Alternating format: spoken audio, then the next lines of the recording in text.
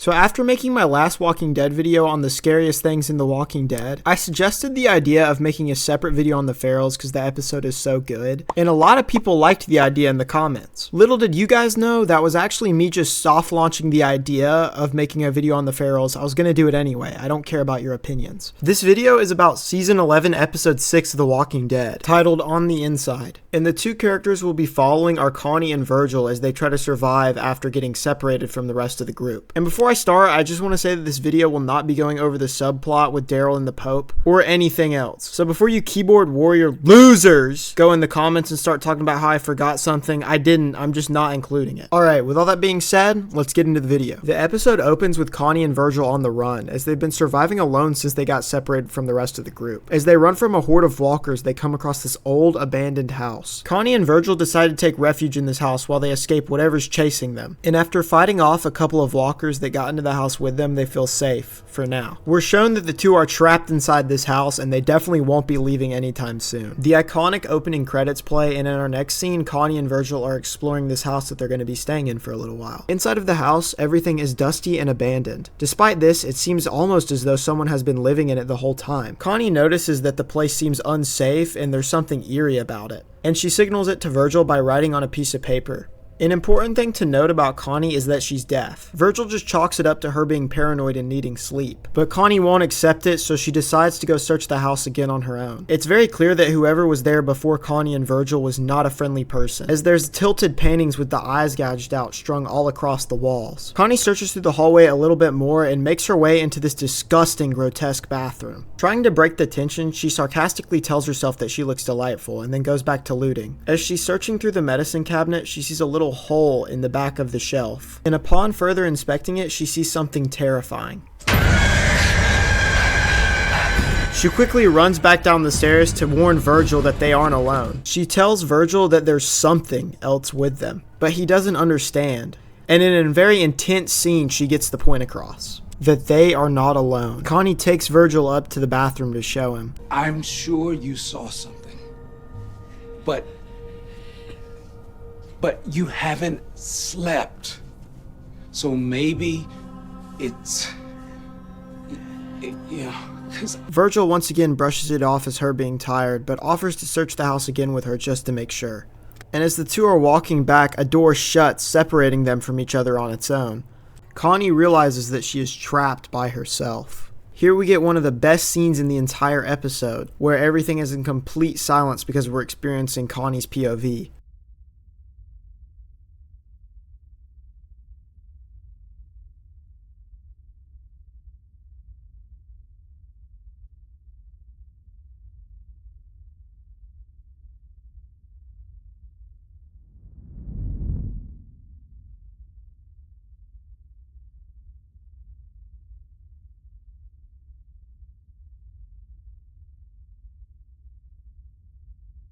Connie begins to sense that someone or something is hunting her.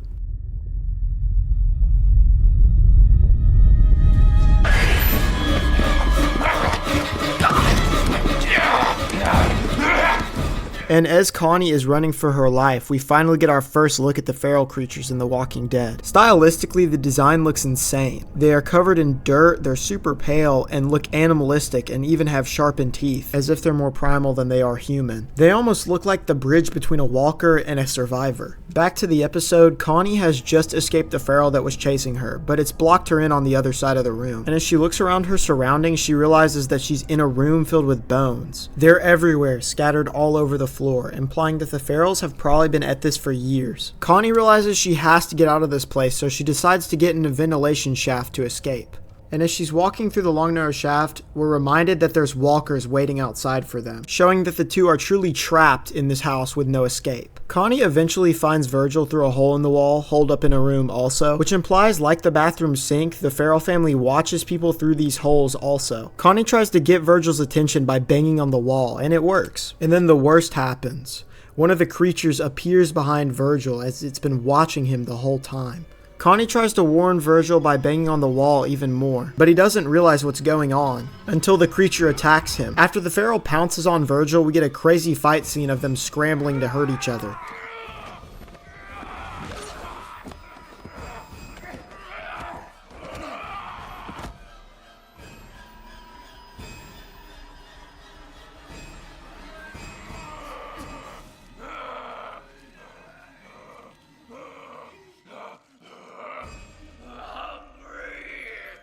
Right as we think Virgil's been killed by the feral, he does something extremely smart. He plays dead so that the feral lets up, and then he stabs him in the chest. A knife then goes directly through the wall Connie's standing behind.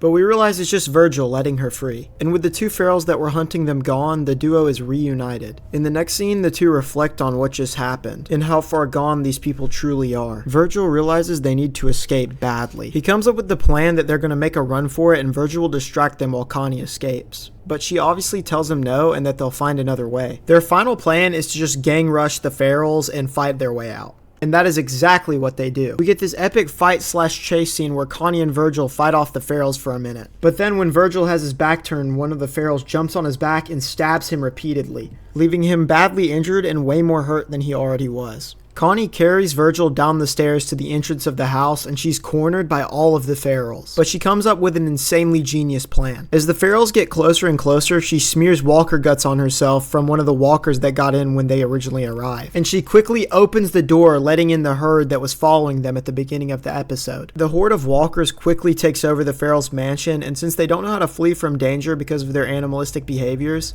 they all get eaten. We then get a shot of the duo fleeing the house, and it feels like it's over for them still. Virgil has succumbed to his wounds and collapsed on the ground, and the rest of the surviving ferals and walkers start to come out of the house. And then just in the nick of time, the group appears, as they've been searching for them this entire time.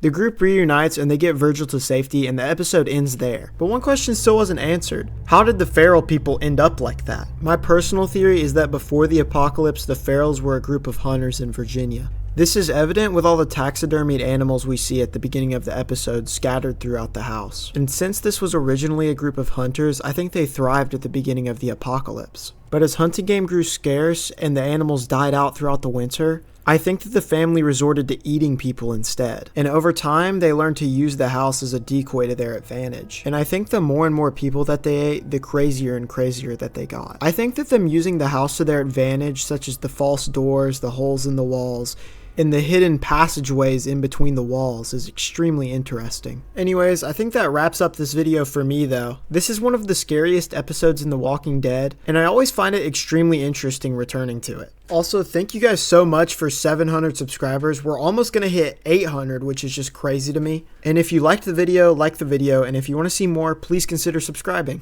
I really enjoy making these kinds of videos, so I'd be really appreciative if you'd subscribe. And yeah, see ya.